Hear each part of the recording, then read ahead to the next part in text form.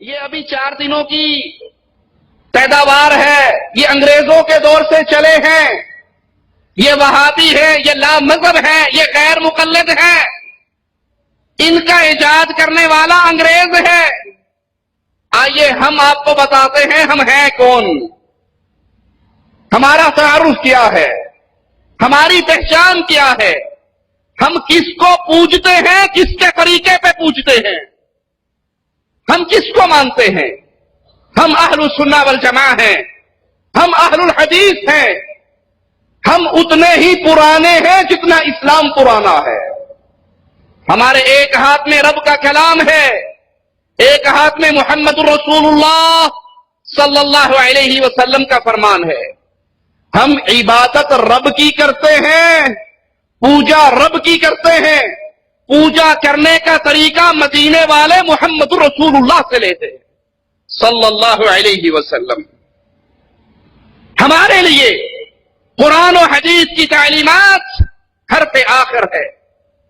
ہم دین اسلام کو ویسے سمجھتے ہیں جیسے محمد کریم نے اپنے اصحاب کرام کو سمجھایا۔ ہم سلف صالحین کے ماننے والے، ان کے منہج پہ چلنے والے، ہمارے لیے دلیل عرش والے کا قرآن، مدینے والے محمد کریم صلی اللہ علیہ وسلم کا فرمان۔ ہم اپنے آپ کو کسی شخصیت کے قول پر گردن جھکانے کے لیے ایسے تیار نہیں کرتے کہ اگر اس کا قول، اس کا فعل اللہ اور اس کے رسول کے حکموں سے ٹکرائے، ہم پھر بھی یہ کہیں جی بات تو ٹھیک ہے، حدیث تو ٹھیک ہے، پر ہمارے مذہب میں نہیں ہے۔ ہم قرآن کی آیت سن کر پھر یہ نہیں کہتے جیسے اصول کرخی کے رائٹر نے لکھا، قرآن کی آیت ہمارے امام کے قول کے خلاف آئے، تعویل کرنے کی کوشش کریں گے، اگر نہ کر سکیں گے تو کہہ دیں گے یہ آیت منسوخ ہے۔ ہم یہ نہیں کہتے۔ ہمارا ایمان و عقیدہ کیا ہے، ہماری سوچ اور منہج کیا ہے؟ ہمارے سامنے رسول اللہ صلی اللہ علیہ وسلم کی صحیح حدیث آ جائے،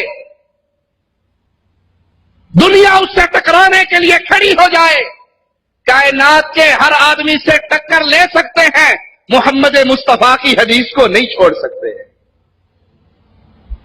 ہم نے کسی کو اپنے لیے اس مقام پہ فائز نہیں کیا جس مقام پر محمد رسول اللہ کو عرش والے رب نے کیا ہے۔ جو اس کے پیچھے چلا وہ اللہ کی اتباع کرنے والا، عبادت کرنے والا ہے، اور جو مصطفیٰ کو چھوڑ دیتا ہے وہ رب کی جنت کو چھوڑ دیتا ہے۔ ہمیں انگریز کی اولاد کہنے والوں، لا مذہب کہنے والوں،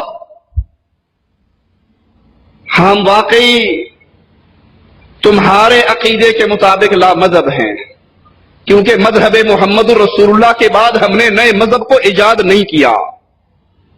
تم نے تو بستیوں کے نام پہ مذہب بنائے، تم نے ہستیوں کے نام پہ مذہب بنائے، تم نے قرآن و حدیث کے دلائل سننے کے بعد پھر کہا حدیث تو ٹھیک ہے لیکن ہمارے امام کا قول یہ نہیں ہے جو یہ حدیث کہہ رہی ہے۔ حدیث کو چھوڑا جا سکتا ہے، امام کی اندھی تقلید کو نہیں چھوڑا جا سکتا۔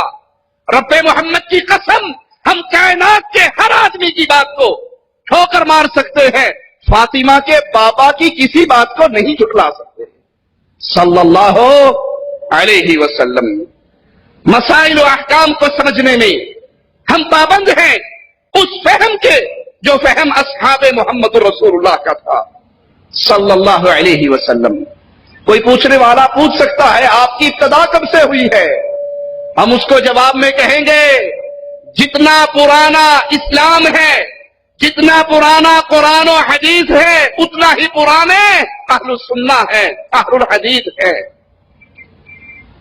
ہم قرآن و حدیث پہ عمل کرنے والے، قرآن و حدیث کی دعوت دینے والے، قرآن و حدیث کی طرف بلانے والے، یہ وتیرہ رہا ہے اہل شرک کا۔ دلائل کے میدان میں جب ان کی گود خالی ہو جاتی ہے، پھر یہ नित नए अलकाबात से पुकारते हैं, नित नए ताने लगाते हैं और कहते हैं जी आप नहीं समझते, अहलुल हदीस की मजलिसों में ना जाया करो, इनकी बातें ना सुना करो, इनके प्रोग्राम अटेंड ना किया करो। क्यों? ये अंग्रेज की पैदावार है। हम कहते हैं आज के दौर के मुशरिक का भी यही हाल है जो मक्का के मुशरिक का था। वो भी कहा करते थे मुहम्मदुर रसूलुल्लाह के पास न जाया करो सल्लल्लाहु अलैहि वसल्लम।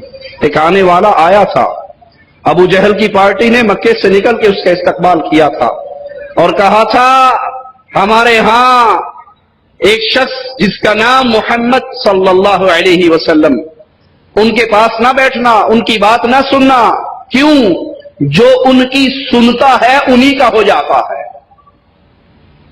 उसने मक्के में दाखिल होने से पहले रुई अपने कानों में डाली थी कि कहीं गली में चलते हुए आवाज कान में ना पड़ जाए, और हरम में आया था, मुस्तफा अलैहि सलाम को देखा था, कहा मेरे दिल में आया पूछूं तो सही कहते क्या है। मुझे तो कहा गया ये शायर है और मैं भी शायर हूं, अगर इनका कलाम शेर व शायरी हुआ तो मैं कह दूंगा ये तो शेर है, सुनूं तो सही कहते क्या है। मैं पास आया, उनके बैठा, पूछा क्या पैगाम देते हो। मुस्तफा अलैहि सलातु वस्सलाम ने इरशाद फरमाया, कुरान हकीम की ये आयत तिलावत फरमाई, ये सूरत इन्ना अअतैनाकल कौसर फसल्लि लिरब्बिका वन्हर इन्न शानियका हुवल अब्तर। कहा ये अल्फाज मेरे पर्दा समाअत से टकराए, बेइख्तियार जुबान हरकत में आई कि ये कलाम किसी आदमी का कलाम हो ही नहीं सकता। आज यही आवाजा लोगों पे लगाया जाता है, अहले हदीसों के पास ना जाना। ये अपने आप को अहले सुन्ना कहलाते हैं और ये असली अहले सुन्नत है। इनका कलाम ना सुनना, इनकी मजलिसों में ना बैठना। क्यों? उसके पीछे कहानी क्या है? वो इसलिए कि इनके हाथ में अर्श वाले का कलाम और मदीने वाले का फरमान है। ये किसी को लसूड़ी शाह की तरफ नहीं बुलाते, ये किसी को बरेली और देवबंद की तरफ नहीं बुलाते, ये किसी को कामावाली सरकार की तरफ नहीं बुलाते। ये कहते हैं लोगों रब ने पैदा किया है, रब ने जिंदगी दी है, रब ने इज्जत दी है, रब ने सेहत दी है, गर्दन जब झुकानी हो रब के सामने झुकाया करो। सुन्नत जब भी लेनी है तो मोहम्मदुर रसूलुल्लाह की लिया करो।